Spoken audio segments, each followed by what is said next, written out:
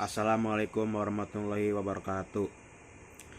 Nama saya Dilan Ahya Yusyanto, NIM 2021 0101 341 dari Fakultas Ekonomi dan Bisnis, jurusan Manajemen.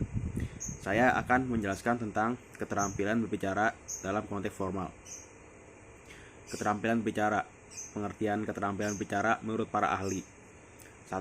Menurut Marwoto dan Yani Mujianto, menyatakan bahwa berbicara merupakan salah satu komunikasi yang mengandalkan kekuatan dan kompetensi berbahasa, kata-kata, frasa, kalimat, paragraf, dan ujaran, dengan vokal dan penampilan yang pendukung.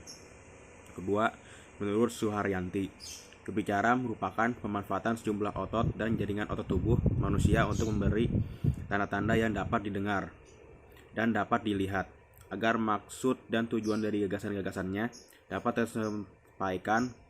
Hal ini menunjukkan bahwa berbicara merupakan pengucapan bunyi-bunyi yang dipandang dari faktor fisik untuk mengkomunikasikan gagasannya.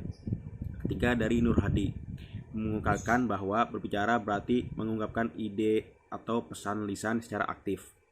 Jadi berbicara termasuk salah satu aspek kemampuan berbahasa yang berfungsi untuk menyampaikan informasi secara lisan. Tujuan keterampilan berbicara.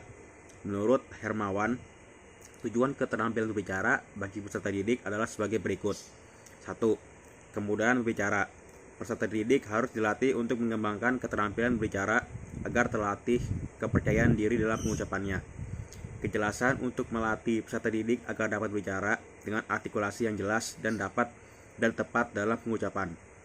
Ketiga, bertanggung jawab. Latihan untuk peserta didik agar bicara dengan baik dan dapat menempatkan pada situasi yang sesuai agar dapat bertanggung jawab. Keempat, membentuk pendengar yang kritis. Melatih peserta didik dalam menyimak lawan bicara dan mampu mengoreksi jika ada ucapan yang salah. Kelima, membentuk kebiasaan, yaitu membiasakan peserta didik dalam mengucapkan kosakata atau kalimat sederhana secara baik, dan ini juga harus dibantu oleh lingkungan sekolah atau guru. Jenis-jenis keterampilan bicara. 1. Bercerita. Bercerita adalah menuturkan suatu cerita secara lisan, walaupun bahan cerita bisa berwujud karangan tertulis.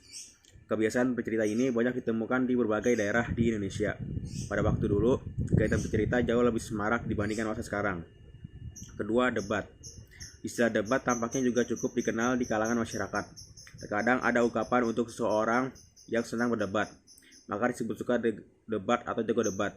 Debat sebenarnya mirip dengan dialog. Debat berarti bertukar pikiran secara terbuka untuk membahas masalah yang masih merupakan pro dan kontra dengan memperhatikan aturan dan tata tertib tertentu.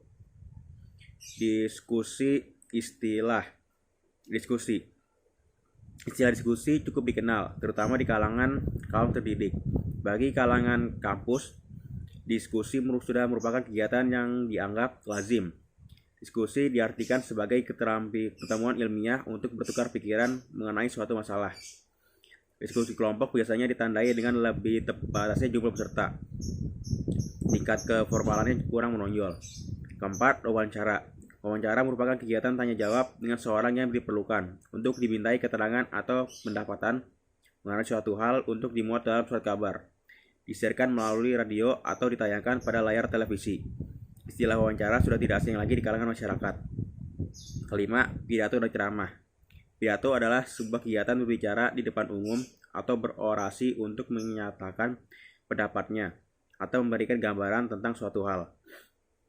Sedangkan ceramah merupakan suatu kegiatan berbicara di depan umum dalam situasi tertentu untuk tujuan tertentu dan kepada pendengar tertentu. Keenam, percakapan.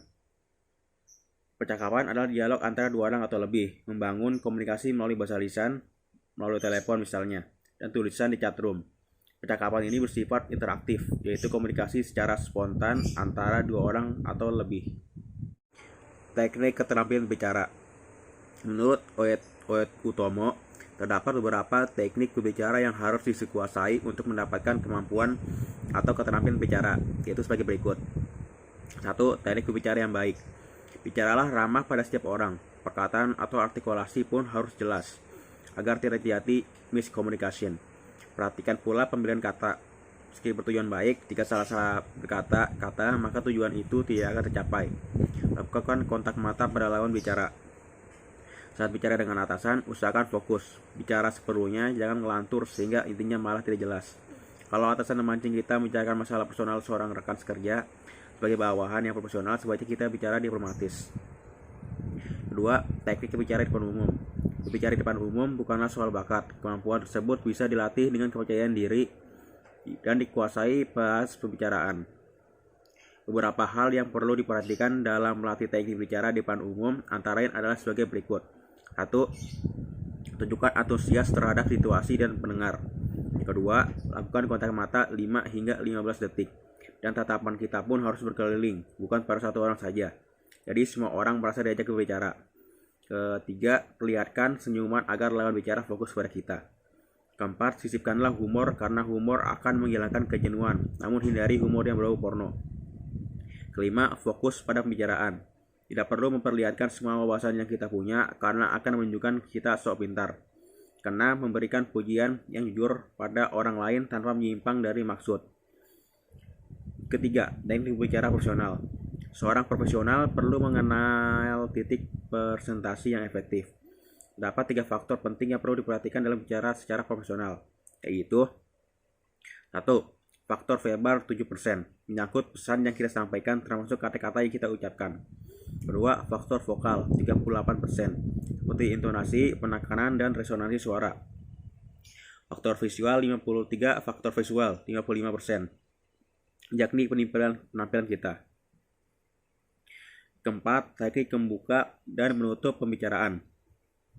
Untuk mengawali suatu pembicaraan, adakanlah small talk, seperti pengucapan selamat pagi, siang, atau malam, untuk memancing perhatian pendengar. Lemparkan jok ringan. Setelah itu baru ke topik utama. Akhiri pembicaraan dengan ilustrasi dan sumari hasil pembicaraan di dalamnya. Jadi jangan bicara dari A sampai Z. Sebaiknya diringkas sehingga orang mengerti dan tidak melupakan pesan atau inti sari dari pembicaraan. Oleh pembicaraan dalam memperoleh keterampilan bicara dengan efektif dan baik, yaitu faktor kebahasaan dan faktor non-kebahasaan. Adapun penjelasan dari 2 faktor penilaian keterampilan bicara tersebut adalah sebagai berikut. A. Faktor kebahasaan. Faktor-faktor yang kebahasaan sebagai berikut. Penilaian keterampilan bicara seorang antara lain adalah sebagai berikut. 1. Ketepatan ucapan. Seorang pembicara harus membiasakan diri mengucapkan bunyi-bunyi bahasa secara tepat. Pengucapan bunyi-bunyi bahasa yang tidak tepat atau cacat akan menimbulkan kebosanan, kurang menyenangkan, atau kurang menarik, atau sedikitnya bisa mengalihkan perhatian pendengar. Pengucapan bunyi-bunyi bahasa dianggap cacat kalau menyimpang terlalu jauh dari ragam lisan biasa, sehingga terlalu menarik perhatian, mengganggu komunikasi, atau pemakaiannya. Bicara dianggap aneh. Kedua, penempatan tekanan, nada, sendi, dan durasi sesuai. Kesesuaian tekanan, nada, sendi, dan durasi merupakan daya tarik tersendiri dalam berbicara. Bahkan kadang-kadang merupakan faktor penentu. Ketepatan masalah yang dibicarakan dan durasi yang sesuai akan menjadi lebih menarik. Ketiga, pilihan kata atau diksi. Pilihan kata hendaknya tepat, jelas, dan bervariasi. Jelas maksudnya mudah dimengerti oleh pendengar yang menjadi sasaran.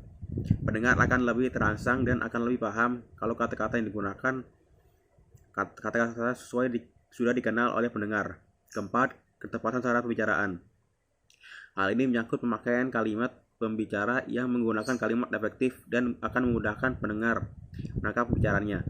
Susunan penurunan kalimat ini sangat besar pengaruhnya terhadap keefektifan penyampaian.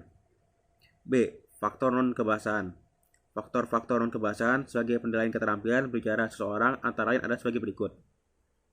1. Sikapnya yang wajar, tenang, dan tidak kaku.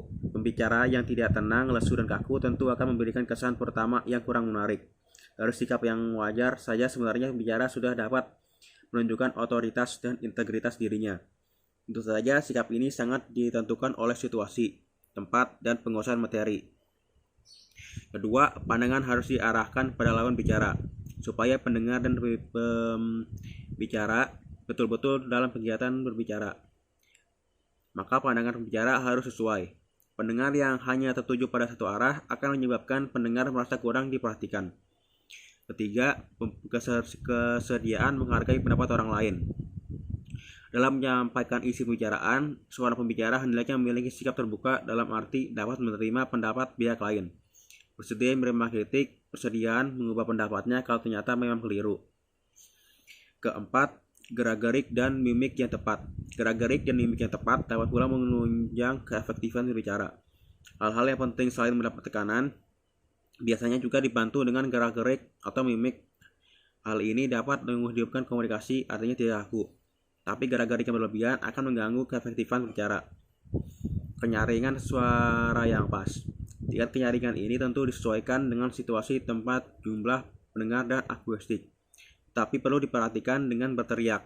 Aturlah penyaringan suara supaya dapat didengar oleh semua pendengar dengan jelas. Dengan juga mengingat kemungkinan gangguan dari luar. Keenam, kelancaran. Suara pembicara yang lancar bicara akan memudahkan pendengar menangkap isi pembicaraannya. Seringkali seseorang mendengar pembicara tersebut terputus-putus. Bahkan antara bagian-bagian yang terputus itu disebutkan bunyi-bunyi tertentu yang sangat mengganggu penangkapan pendengar. Misalkan bunyi E, O, A, dan sebagainya. Sebaliknya, bicara yang cepat bicara juga akan menyulitkan pendengar menangkap pokok bicaranya. Ketujuh, relevansi atau penalaran. Gagasan demi gagasan haruslah berhubungan dengan kenyataan. Proses berpikir untuk sampai pada suatu kesimpulan haruslah jelas. Hal ini berarti hubungan bagian-bagian dalam kalimat dan hubungan kalimat dengan kalimat harus jelas serta berhubungan dengan pokok bicaraan. Kedelapan, penguasaan topik. Bicara formal selalu menuntut persiapan. Tujuannya tidak lain supaya topik yang dipilih betul-betul dikuasai. Penguasaan topik yang seakan menumbuhkan keberanian dan kelancaran. Jadi, penguasaan topik ini sangat penting, bahkan merupakan faktor utama dalam bicara. Sekian dari saya. Wassalamualaikum warahmatullahi wabarakatuh.